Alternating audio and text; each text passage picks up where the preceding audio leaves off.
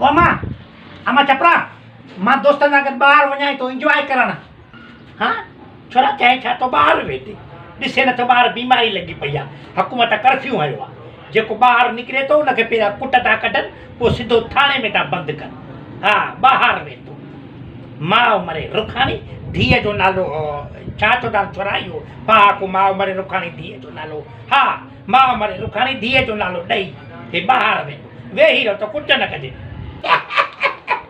अमा सफ़ा खां सादी आहीं तूं। जेकॾहिं मूंखे पुलिस वारनि पकड़ियो न चवंदोमांनि मां सूबेदार जो पुटु आहे, पोइ ॾिस कीअं था हथु कढनि। हथु कढंदई न हथु विझंदई। सफ़ा खां सादी आहियां मां चपरा। मां वञा थो ॿाहिरि ॾिसां पुलिस वारा छा था कनि। पुलिस वारो असां इहे चंडा ॿार पीघे में पधरा जेके माउ पीउ जो चवणु न वठंदा उहे हुकूमतनि जो छा चवणु वठंदा। अबा अबा छा कयूं ग़रीब हू अबे खे चवां अबा मिसकीन ग़रीब हू अलाह ख़ैरो करे अलाए काथो इहा बीमारी आई आहे। अबे खे चवां पूरी दुनिया ॾे अलाह ख़ैरो करे।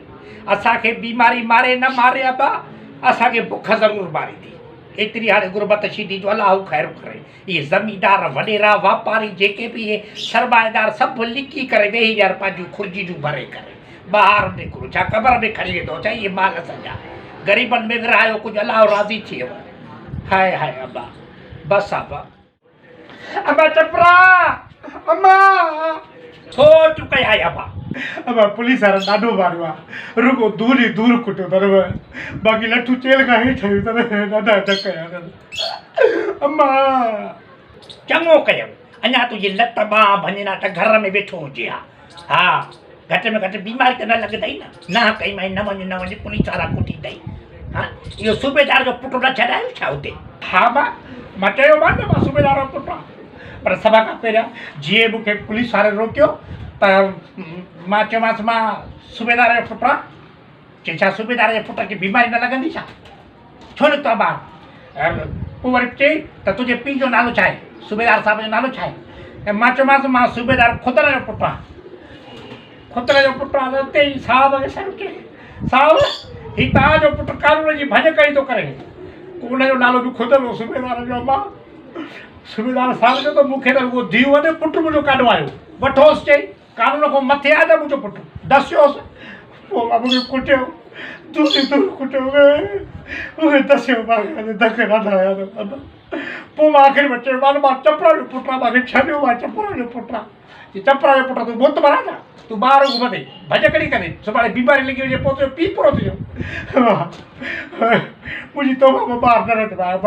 अम्मा मूंखे माफ़ु कर अम्मा मूंखे अच वरी त तो मॼाए मुंहं में चदरा कहिजाए जा। हा जेके पीउ माउ जो चवणु न वठंदा इहे हुकूमत जा चवणु वठंदा। एॾा सारा जज ऑफिसर अधे खे चवां डॉक्टर प्रोफेसर वॾा वॾा साइंसदान हुकूमतूं ॿिए खे चवां इहे पंहिंजा छा चवंदा आहिनि इहे वॾा जेके ऑफिसर पुलिस जा सभई मना था कनि त ॿाहिरि न निकिरो तव्हांखे बीमारी लॻंदी त चंडा तूं अहिड़ो मोतबर जो ॿाहिरि निकितो वञे पियो। लख जी लानत खोड़ हुजे मुंहं में निभागा कहिजाए जा। हिते कमु कराए घर में वेही करे निभागा चयो मां त टीवी वेही करे ॾिसो हिते त छा थो थिए पियो अलाह ख़ैरु करे 15 ॾींहं लाइ लिकिया वेठा होटल घर में का बीमारी डरे त तूं बीमारी वरी ॿाहिरि वञ त माण्हुनि खे लॻे थी बीमारी। अबा पंहिंजे ॿारनि खे घर में विहारियो जेके बि ॿार अथव पंहिंजे घर में विहारियो पाण बि घर में वियो हरू भरू ॿाहिरि न निकिरो। हा इहा बीमारी जेकॾहिं ॿाहिरि वेंदो त खणी ईंदव घर में अलाह ख़ैरु करे। हिकिड़ो घर जो भाती बीमार थियो त सॼे असां वेंदासीं अञा मां त निभागी खे मना थी कयां पर मुड़े ई कोन थो। दोस्तों जेकर वीडियो पसंदि आयो आहे त हिनखे सब्सक्राइब कयो ऐं घंटी जो बटण दॿायो उहो बि आल वारो। वॾी महिरबानी।